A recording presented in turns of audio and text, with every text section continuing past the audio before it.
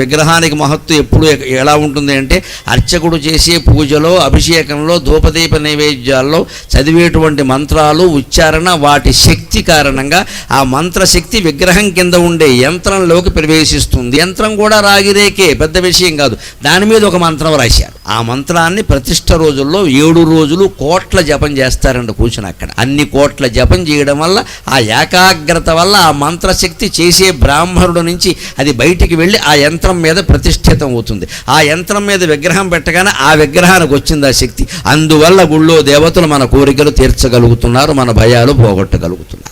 ఇది యంత్రశక్తి, మంత్రశక్తి. ఇక ప్రతిష్ఠ అంతా ఉంది, దాన్ని తంత్రం అంటారు. 3 శక్తులు: మంత్రశక్తి, తంత్రశక్తి, యంత్రశక్తి. అందుకే లలితా సహస్రంలో మీరు ఎప్పుడు చూసినా సర్వతంత్రాత్మిక సర్వమంత్ర యంత్రాత్మిక సర్వతంత్ర రూప మనోన్మని అని యంత్ర, తంత్ర, మంత్ర 3 వరుసగా వస్తాయి.